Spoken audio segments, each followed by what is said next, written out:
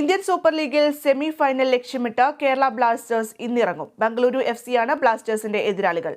വൈകിട്ട് 7:30 ബംഗളൂരുവിലാണ് മത്സരം.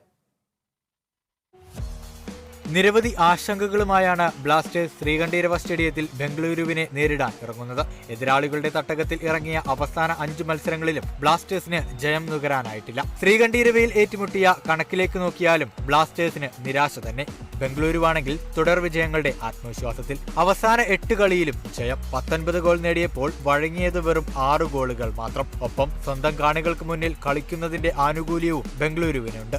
അവസാന 3 കളിയും തോറ്റ ബ്ലാസ്റ്റേഴ്സിന് ഇവാൻ ഗലൂസിനിയുടെ സസ്പെൻഷൻ പ്ലേ ഓഫിൽ തിരിച്ചടിയാകും. മുന്നേറ്റത്തിൽ ദിമിത്രിയോസ് ഡാമാറ്റക്കോസ് പലപ്പോഴും ഒറ്റപ്പെടുന്നതും മധ്യനിര ഒത്തിണക്കത്തിലേക്ക് എത്താനാവാത്തതും ബ്ലാസ്റ്റേഴ്സിന്റെ സെമി സ്വപ്നങ്ങൾക്ക് വിലങ്ങുതടിയാണ്. പ്രതിരോധ നിരയുടെ ദൗർബല്യങ്ങളാണ് ബ്ലാസ്റ്റേഴ്സിനെ പ്രധാനമായി വലയ്ക്കുന്ന മറ്റൊരു ഘടകം. ടൂർണമെന്റിൽ 28 ഗോൾ നേടിയ ബ്ലാസ്റ്റേഴ്സ് ഇത്രയും ഗോൾ വഴങ്ങുകയും ചെയ്തിട്ടുണ്ട്. ആദ്യപാദത്തിൽ കൊച്ചിയിൽ ഏറ്റുമുട്ടിയപ്പോൾ 2-നെതിരെ 3 ഗോളിന് ജയം ബ്ലാസ്റ്റേഴ്സിനൊപ്പമായിരുന്നു. എന്നാൽ രണ്ടാം പാദത്തിൽ ഏകപക്ഷീയമായ 1 ഗോളിനായിരുന്നു ബ്ലാസ്റ്റേഴ്സിന്റെ തോൽവി. പ്ലേ ഓഫിൽ കളി മാറുമെന്നാണ് കോച്ച് ഇവാൻ വുക്കുമനോവിച്ച് അവകാശപ്പെടുന്നത്. ചിരവൈരികളായ ബംഗളൂരുവും ബ്ലാസ്റ്റേഴ്സും ഏറ്റുമുട്ടുമ്പോൾ പോരാട്ടം തീ പാറുമെന്ന് ഉറപ്പാണ്. Sports desk, Kerala vision news.